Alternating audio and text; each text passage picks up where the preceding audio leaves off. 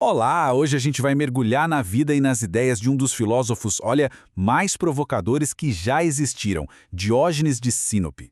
Sabe, ele é aquele tipo de figura que muita gente lembra mais pelas atitudes chocantes do que pela filosofia, que era, na verdade, bem profunda. E para a gente ter uma ideia do impacto dele, basta ver o que Platão, ninguém menos que Platão, falou sobre ele. Ele disse que Diógenes era um Sócrates enlouquecido. Pensa só nessa frase. Ela já diz tudo, né? Mostra bem como as pessoas da época ouviam. Um cara radical, super controverso e que simplesmente não dava para ignorar. Isso levanta a grande questão que vamos explorar aqui. Era só loucura mesmo? Ou tinha um método, uma filosofia super séria por trás de todo aquele espetáculo? A ideia é justamente essa: ir além da imagem caricata e entender qual era o propósito de tudo aquilo. Então, vamos começar pelo coração da filosofia cínica. E tudo, absolutamente tudo, começa com uma metáfora que moldou a vida inteira de Diógenes.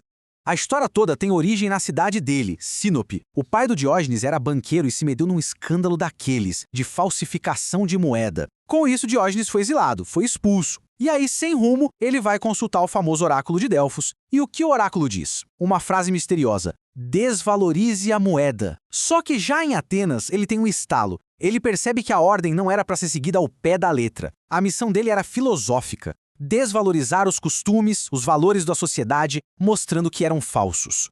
E aqui está a grande sacada, o pulo do gato. A palavra grega para moeda é nomisma. Só que nomisma também quer dizer costume, lei, convenção. Então, quando o oráculo disse para desvalorizar a moeda, Diógenes entendeu o recado.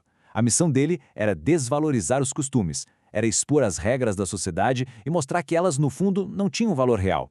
Eram falsificadas, entende? E é aí que a gente entra no centro da briga filosófica do Diógenes. De um lado temos a physis, que é a natureza. Do outro, o nomos, a convenção social. Para ele era simples. A natureza é onde estão nossas necessidades de verdade. As coisas simples, o caminho para a felicidade. Já a convenção, o nomos, é o mundo dos desejos inventados, das regras que não fazem sentido e que, para ele, eram a raiz de todo o sofrimento humano. Ok, mas como alguém se livra dessas amarras da sociedade? Bom, para Diógenes, a resposta tinha um nome: ascesis. Pensa nisso como um treinamento, mas um treinamento super rigoroso, tanto para o corpo quanto para a mente. O objetivo? Viver segundo a natureza e, finalmente, ser livre de verdade.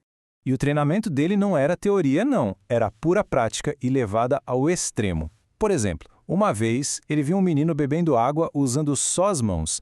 Na mesma hora, ele jogou fora a tigela que ele tinha, que era uma das suas últimas posses.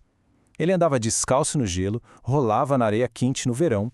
Tudo isso para fortalecer o corpo e a mente contra qualquer desconforto. E claro, tem a famosa história dele morar num barril de cerâmica, né? Era a prova viva de que a gente precisa de muito, mas muito menos do que a sociedade nos diz que precisamos. A gente pode pensar, nossa, mas para que tanto exagero? E ele mesmo tinha uma boa explicação para isso. Ele usava uma analogia dizendo que era como um maestro de coral, que sempre dá a nota um pouco mais alta para garantir que o coro acerte o tom certo. Ou seja, ele vivia de forma radical não porque achava que todo mundo deveria morar num barril, mas para dar um choque de realidade nas pessoas, para fazê-las questionar os próprios exageros. Era, no fim das contas, uma aula, uma performance para ensinar. E todo esse treinamento, essa vida de dificuldades, tinha um grande objetivo. Uma palavra grega para isso: autarqueia, que significa basicamente autossuficiência total. Ser completamente independente, não precisar de nada de fora e, principalmente, não se importar nem um pouco com a opinião dos outros. A lógica dele era a seguinte: a verdadeira liberdade, a liberdade máxima, só vem quando a gente reduz nossas necessidades ao mínimo. Ele tinha uma frase ótima sobre isso. Dizia que os deuses não precisam de nada e que as pessoas que se parecem com os deuses são aquelas que precisam de pouquíssima coisa. Então, ser autossuficiente era o jeito de um ser humano chegar o mais perto possível de ser divino. E essa ideia de liberdade foi testada, e muito bem testada num dos encontros mais lendários da história da filosofia. Imagina a cena: Alexandre o Grande, o cara mais poderoso do mundo na época, ouve falar desse filósofo esquisito que não queria nada e fica tão curioso que decide ir lá conhecê-lo pessoalmente. E a cena nossa, é simplesmente icônica. Alexandre chega, para na frente de Diógenes e, com toda a sua pompa, oferece realizar qualquer desejo que ele tivesse. Qualquer coisa. A resposta de Diógenes entrou para a história. Não faça sombra em mim, ou saia da frente do meu sol. É genial! Ele basicamente disse que não queria nada que o poder ou o dinheiro pudessem comprar. A única coisa que ele queria era o sol, algo que a natureza já dava de graça para ele. E o mais incrível é a reação de Alexandre. Ele ficou tão, mas tão impressionado que disse para os seus generais: se eu não fosse Alexandre, eu gostaria de ser Diógenes. Pensa no peso disso. O homem que teoricamente tinha um mundo inteiro reconheceu que a liberdade do homem que não tinha absolutamente nada era na verdade superior à dele. Isso mostra quem era o verdadeiro rei ali, né? A soberania estava com o filósofo. Essa vida radical e essas ideias tão fortes acabaram rendendo ao Diógenes o apelido de o cão, kínicos em grego, da onde vem a palavra cínico. E essa filosofia, longe de ser esquecida, influenciou demais o pensamento ocidental.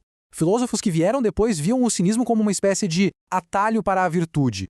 Um exemplo disso é um conceito que ele praticamente inventou e que era super revolucionário para a época. Quando perguntaram para ele de onde ele era, qual era a sua cidade-estado, ele não respondeu sínope. Ele disse: eu sou um cidadão do mundo, um cosmopolités. Com essa simples frase, ele estava quebrando com todas as fronteiras políticas, com a identidade local, e dizendo que sua verdadeira lealdade era com a humanidade inteira. E as ideias dele de jeito nenhum morreram com ele. Pelo contrário, elas foram como sementes que floresceram em outras grandes escolas de filosofia. O estoicismo, por exemplo, pegou para si essa ideia de autossuficiência e de viver em harmonia com a natureza e organizou tudo isso num sistema. O ceticismo também bebeu muito da fonte dele, principalmente na rejeição aos dogmas e às certezas da sociedade. Diógenes, no fim das contas, abriu a porta para muita gente. E assim a gente chega ao fim, mas a provocação de Diógenes, essa nunca acaba. O que ele faz é nos forçar a olhar para dentro, para as nossas vidas, e nos perguntar quais são as convenções que a gente segue sem nem pensar. Quais são os valores, os desejos que aceitamos como verdadeiros? Quais são, afinal, as moedas falsas que circulam no nosso mundo hoje? A famosa lanterna que Diógenes usava para procurar um homem honesto em Atenas, bom, agora ela está virada para nós.